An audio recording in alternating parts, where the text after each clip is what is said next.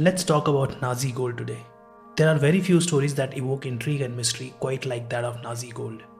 Nazi gold is real. It's not like one of those made up Hollywood treasure hunt stories. Its story is dark and has a Swiss connection. So let's start from the beginning. The genesis of the Nazi gold saga can be traced back to the darkest chapters of the Second World War. As Nazi Germany's military juggernaut swept across Europe, it left in its wake a trail of devastation and plunder. The Nazis, under the direction of Reichsbank President Hjalmar Schacht and later Walter Funk, seized gold reserves, currency, and other valuables from individuals, businesses, and central banks. This included gold bullion, jewelry, artwork, and other assets belonging to Jews, political dissidents, and other targeted groups. The Nazis began looting almost immediately upon their rise to power in the 1930s. However, large-scale systematic looting began in earnest with the invasion and occupation of neighboring countries during the Second World War, which started in 1939. They targeted the central banks of countries they occupied and seized gold reserves held by these institutions.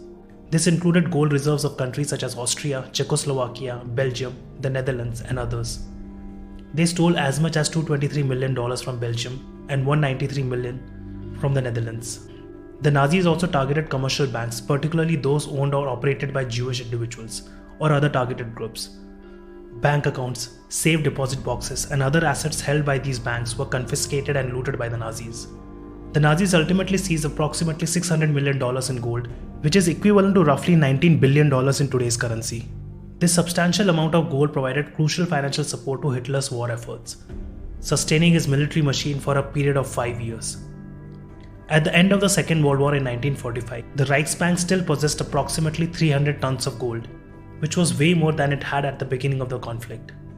When the Axis powers lost the Second World War, stories started buzzing about how the Nazis were trying to hide their treasures from the Allies. People started talking about secret shipments, hidden stashes, and mysterious vaults where the legendary Nazi gold might be hidden. One of the most enduring legends is that of a secret Nazi train loaded with gold, art treasures, and other valuables hidden somewhere in Poland. It was said that the train was buried or sealed in an underground tunnel or bunker by the Nazis towards the end of the Second World War, to prevent its capture by the advancing Allied forces.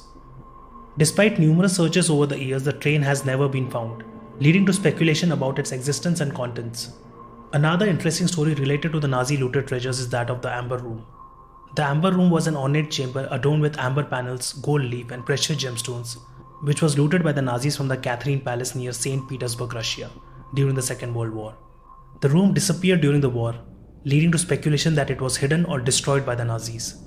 Over the years, various theories and legends have emerged about the fate of the Amber Room, including claims that it was buried in a hidden bunker or sunk in a lake.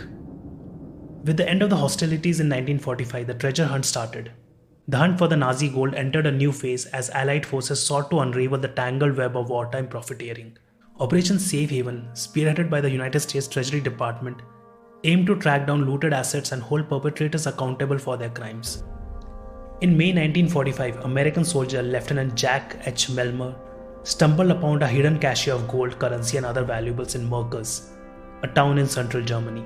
The discovery occurred in the Merker salt mine, which had been repurposed by the Nazis as a secure storage facility for looted assets. They found 3,682 bags and cartons of German currency, 80 bags of foreign currency, 8,307 gold bars, 55 boxes of gold bullion, 3,326 bags of gold coins, 63 bags of silver, 1 bag of platinum bars, 8 bags of gold rings, and 207 bags and containers of Nazi loot that included valuable artwork.